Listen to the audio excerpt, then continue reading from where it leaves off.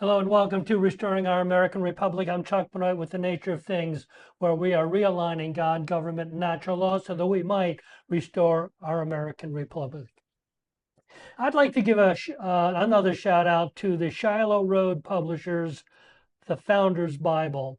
I get a lot of ideas about what to bring to you from this particular publication, and that would include the one this morning. Woodrow Wilson said, "The history of liberty is the history of resistance." He goes on to say, "The history of liberty is a history of limitation of government power, not the increase of it." And he also notes that when the concentration of power are resisted, we are resisting the powers of death. His word, not mine. He finishes with, "Concentration of power precedes the destruction of human liberties." So here's my question. Why would a Republican government like we have here in Florida continue to concentrate power in Tallahassee by taking away that power from local authorities? And what are we going to do about it? Will we and our county commissioners resist? With that, good morning, Mr. Levine. Good morning, Chuck. Yeah, I'm going to tell you something, Chuck. I don't know why this is true, but it is true that my entire life I have been watching in the business community and in government the centralization of everything. We've talked about it, I'm sure, many times. Can you agree that you and I have talked about this on previous broadcasts? Yeah, I would say, yeah. I'm sorry to bring it up And again. I'm just telling you something, Chuck. Yeah, I'm just telling you that this is the root cause of all of our problems. And, it just goes to just pure blind, all of the worst things about humanity, greed, power, ambition, you know, is the root motivation for centralizing power, right? And I guess, we could get into it deeper, and it's a sad subject because pretty much everybody's for it. Everybody's for it. Like, for example, I mean, if you and I were running a business together and we learned that we could cut out a competitor and gain more market share through some, relationship oriented mechanism, which that's what, networking is, right? We're going to get together with the movers and shakers so we can grab more market share, control a particular issue. That's what networking is. That's, it goes to,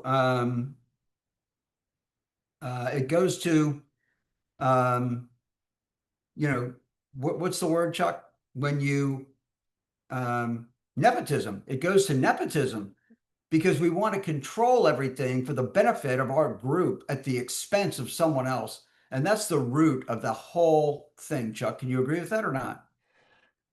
Well, I do agree that there's a lot of nepotism going on, especially down here in Florida, and I do agree that that the Republican Party seems to want to control not just who runs for office, but how we as the constituents of the Republican Party get our news and understand what is really happening in Congress.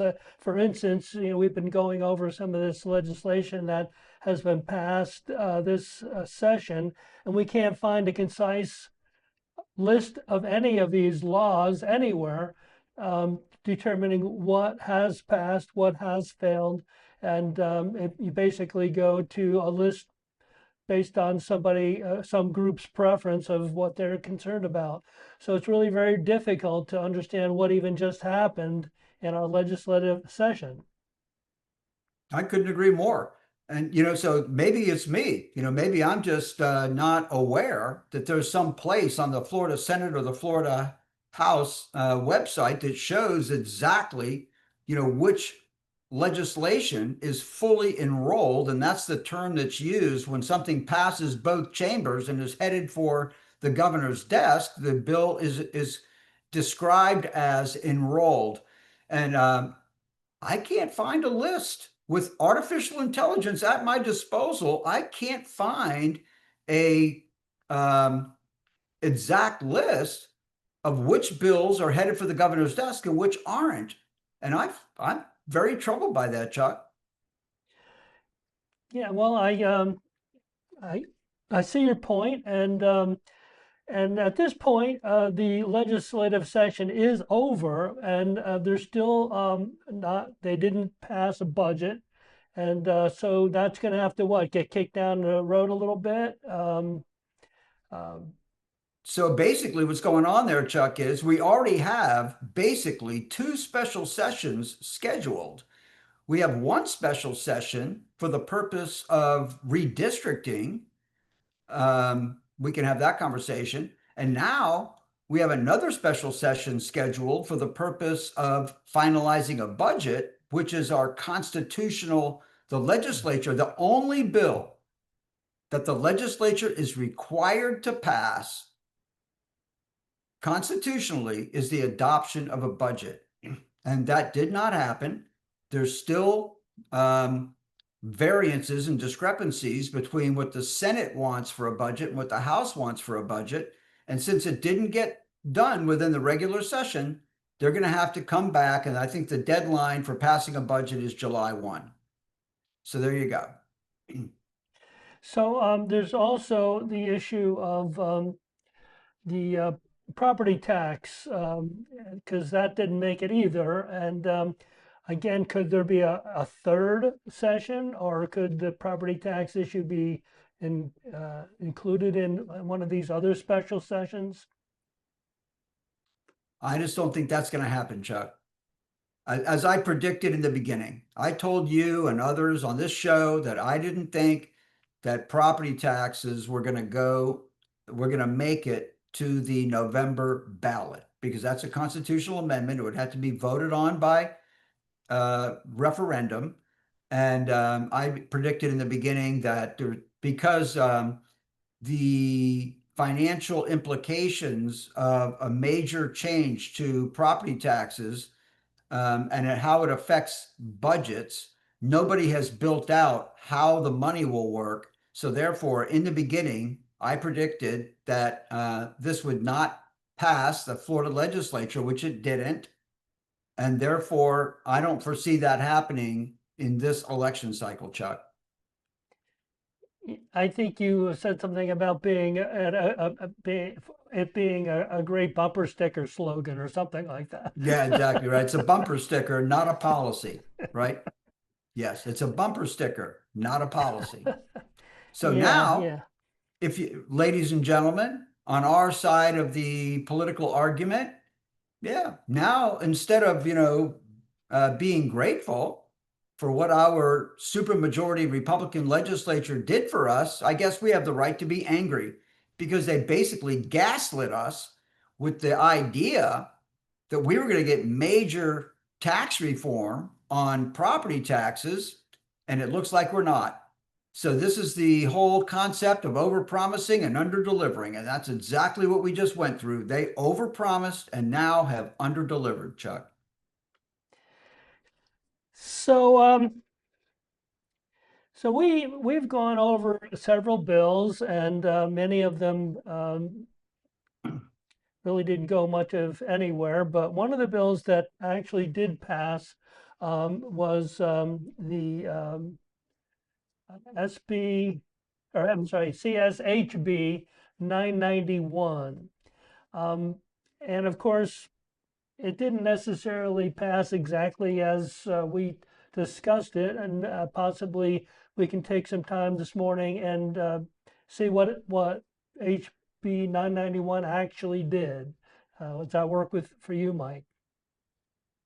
Sure, but I just want to let the audience know that particularly on these really crucial bills, and I think all of our audience holds election integrity as a very important subject. And what happens here typically when the House and Senate get into the reconciliation of the version of these two chambers, which is required in order for the bill to go to the governor's desk, at the last minute, people come in with hardball amendments and force amendments to happen at the last minute, which really substantively changes the bill from its original uh, version, and even committee substitute bills. So eventually, there's a final committee substitute, which is passed, typically with a lot of heartburn through the various chambers, because at the last minute, people are really playing hardball on these bills, trying to get them passed. And like I said, there are changes to the bills that surface at the last minute, and we certainly are experiencing that with this bill, Chuck. So we have a list of bullet points that we're going to run through and see if you can't explain some of this Quickly. language, which is confusing to me even as I read it. We'll Right. start with this first point: revising the voter registration and list maintenance process to elicit additional citizenship information from voters, including documentation required by the Election Assistance Commission or federal law.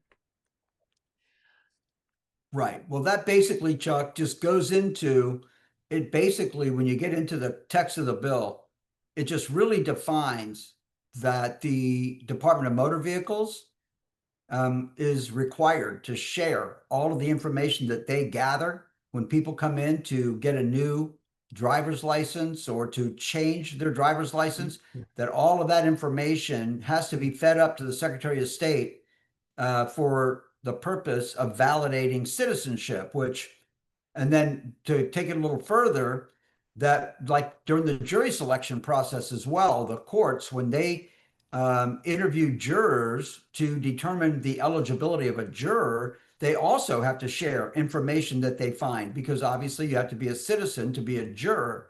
So if the court system determines that someone is ineligible to be a juror due to non-citizenship, then that information has to be shared with the Secretary of State. So when you get into that, as we said before in our previous broadcast, that the Department of Highway Safety and Motor Vehicles shouldn't be involved in voter registration. Well, obviously there are benefits to having that massive database with so many data points included in the database, that it is beneficial to the Secretary of State to have all that information available to them. Same with the courts, Chuck. But the fact is, we have to have honest people running those organizations who believe, as we do, that you have to be a citizen to vote, right? So, that's kind of the whole thing. Bureaucracies can be great if they're properly utilized, but if they're used against the average citizen, trying to manipulate who gets elected to public office, then the same tool that can be a great tool turns out to be a bad tool, Chuck. So that's kind of where that bullet point goes. Long story short, the Department of Highway Safety and Motor Vehicles and the federal courts must share information with the Secretary of State, who now becomes the arbiter of election of voter roll management, Chuck, which is what you opened on. You said that collectivism is bad. Well, now you're taking voter roll verification and qualification away, basically, from the supervisor of elections, and you're centralizing that responsibility at the Secretary of State's office, Chuck. Okay, the next bullet point: requiring that the Department of Highway Safety and Motor Vehicles include the legal status on any new replacement or renewal driver's license or identification card. Yeah, we just covered it. Let's go to the next one. Okay, requiring that the state provide voter registration lists to federal courts to aid in the jury selection. We talked about that one already as well. Mm-hmm. You're Mm-hmm. way ahead of us. Mm-hmm. So to create a pre-certification vote validation process in place of current audit and recount processes. Can you?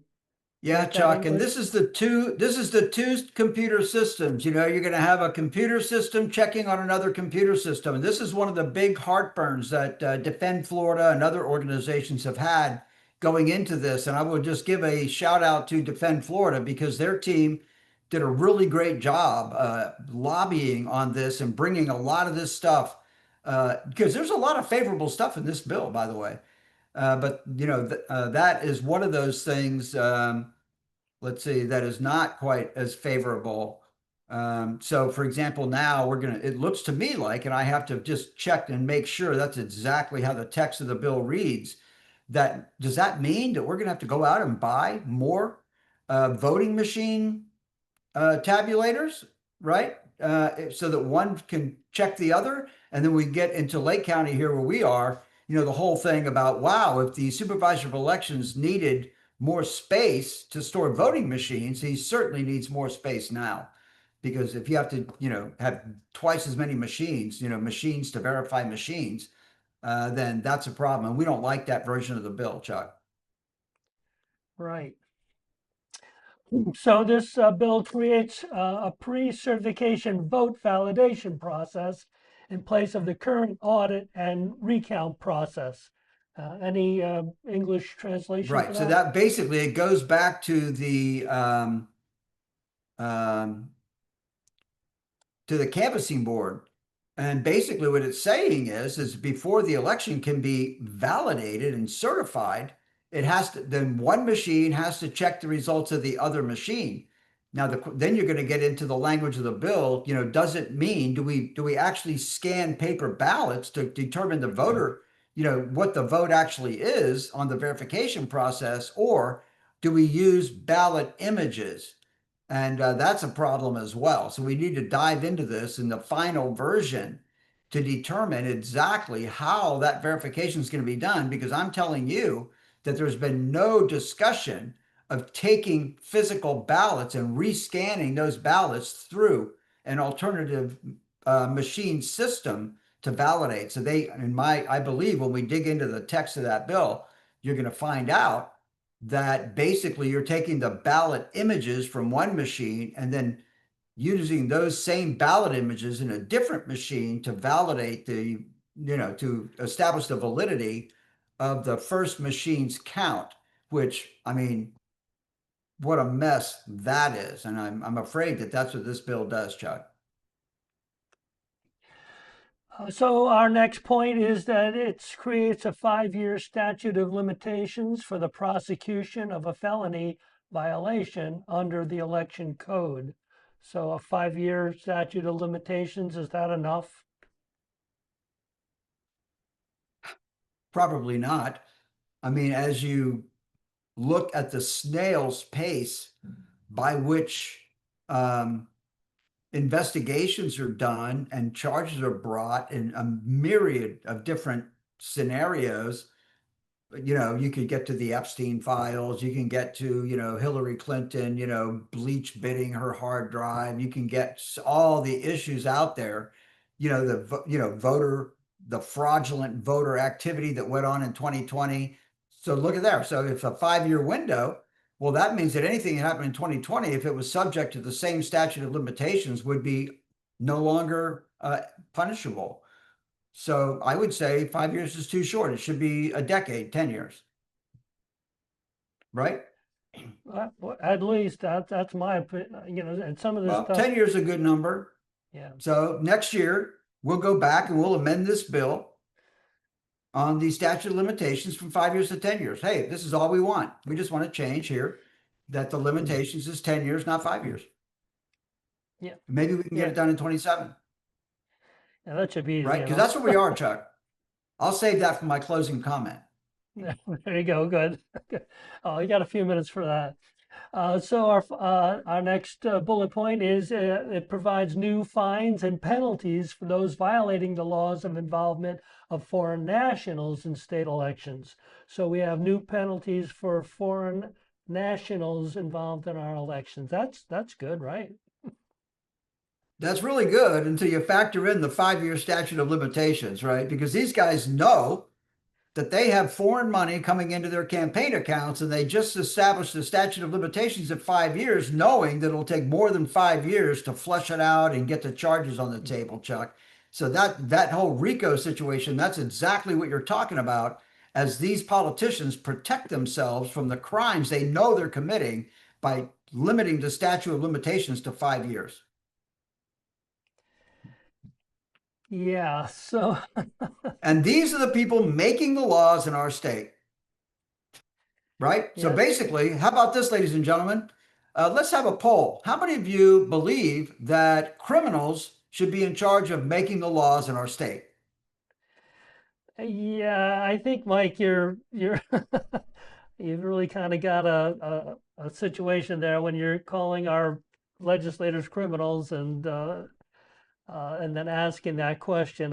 It's tough. I mean, criminals they're certainly unwilling to make it easy for us to understand what's going on. That's for sure.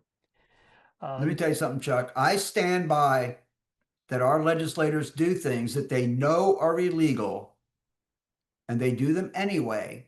And now they've restricted the statute of limitations to 5 years. So, I know that's a bold statement. And, maybe I better start loading my gun to defend it.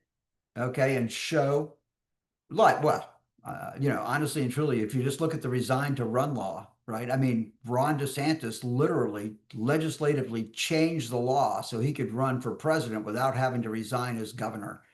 I mean, basically that means that you're basically managing the statutes of the state of Florida for your own personal political ambition. That to me is a good example of the length that our legislators and elected officials are willing to go to mold our legislative process to their own personal benefit, which is the antithesis of the purpose of government, Chuck. So moving on to our next point, it provides the term racketeering activity under the Florida Racketeering Influence and Corruption Organization Act and includes certain election code violations. So that sounds like they're getting tough on something. It's a second from the bottom if you're looking there. Yeah, I see it. I see it. Yeah.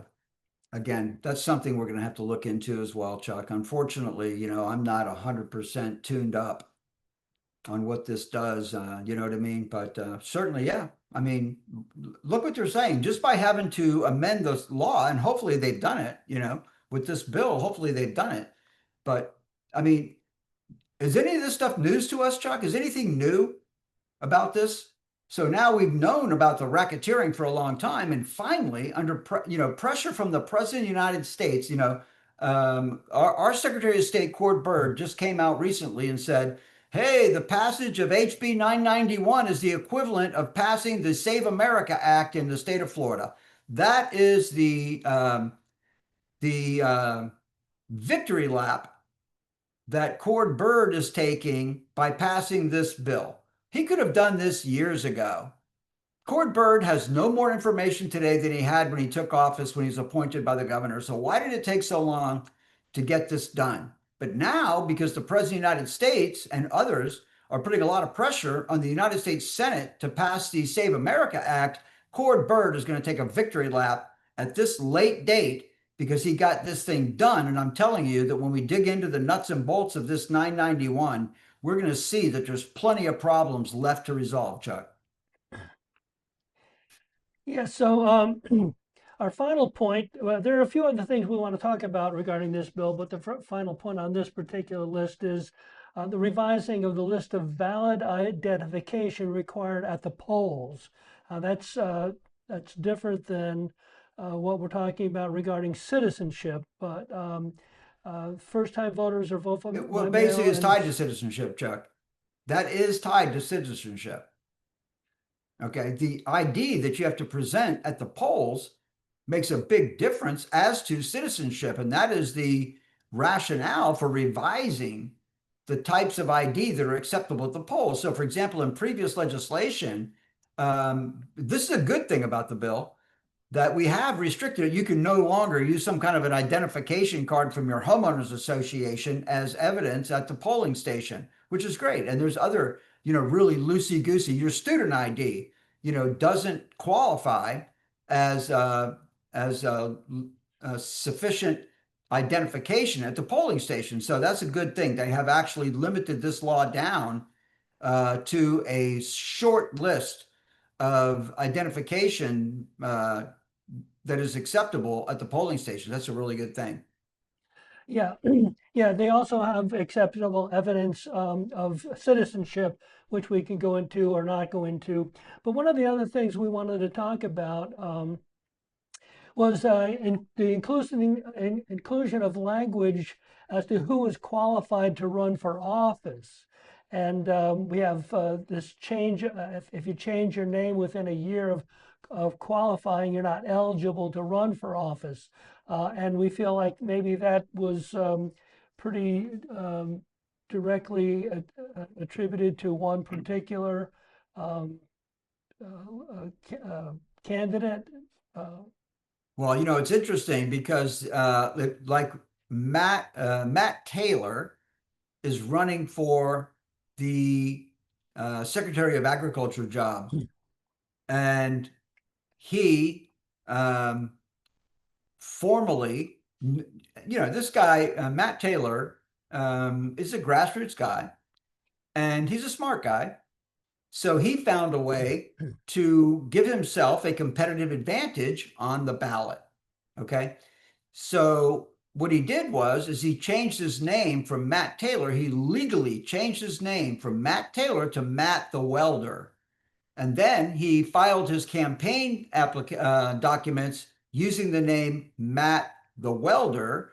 And part of that process, the supervisor of elections, division of elections says, how would you like for your name to appear on the ballot? And he says, Matt the Welder. So, for example, if somebody who has done absolutely zero research before they walk into the voting booth and they see they have two choices, they can either elect Wilton Simpson, who has not filed in this race, by the way. Wilton Simpson has not filed to get reelected to his position as a Secretary of Agriculture, but the Republican Party of Florida has already endorsed him, even though he hasn't filed. And now you have Matt Taylor, who has changed his name to Matt the Welder, who is a grassroots candidate, which otherwise would have a very low probability of winning. So he's smart and he says, hey, I'm going to get myself a competitive advantage by changing my name to something that an uninformed voter would vote for if that's all the information they had when they walk into the voting booth. They have, you know, two names, Wilton Simpson or Matt the Welder, and some guy says, you know, yeah, what the hell, you know, I'd like to see old Matt the Welder be the Secretary of Agriculture. Other than that, you know, rich politician Wilton Simpson, who was the president of the Senate, which of course they don't know that, right? But they go in and say, yeah, who would I rather have? You know, this guy Wilton Simpson or Matt the Welder? Well, heck, I'm going to vote for Matt the Welder, right? And Matt was pretty smart, and he did that. And now the state of Florida has made a change, a legal change of name within 365 days of the qualifying period, a reason for disqualification. Okay. Now, when we get into the nuts and bolts of this bill, Chuck, we're going to have to see when is this bill valid? And then basically the effective date of this bill is January 1, 2027. But certain provisions, like the racketeering provision you pointed out earlier, the effective date of that provision is immediately upon signing into law. So I need to go back into this bill and see if the change on the name change is January 1 of 2027, or is there a specific provision in the bill that says the effective date of that law is immediately, and I'll just have to let you know what I find out. But Matt the Welder knows. I promise you, Matt Taylor knows. So if you want to know, ladies and gentlemen, just find Matt the Welder on your social media because Matt's talking about it a lot. Okay. I'm So if you sure. want to know immediately, just go do that. Well, we Or are, call believe it or not, out of time. So I'm looking to you for your final them. comments. Here we go, ladies and gentlemen. They call it politics for a reason. And, you know, I don't know. I guess we're making progress. Would we be better off had House Bill 991 not passed? I think I'll take the wins, um, and knowing that we still have a lot of work to do on our election process here in the state of Florida. And my other point would be that while the legislative session for 2026 is over, the beginning of our work for 2027 has just begun. So I'm working beginning now to prepare for 2027. And there's a lot of stuff that we need to do and a lot of stuff we need to talk about between now and then. Chuck Benoit. Well, I thank you, Mike Levine, and thank you all for tuning into our twice weekly live stream. Please check us out on Facebook at Restoring Our American Republic, or check us out on YouTube at Restoring Our American Republic -ROAR. Please like and share the program. And remember, if you're unwilling to govern yourself, you will be governed by tyrants. Until next time, God bless you. God bless President Donald J. Trump, and God bless America.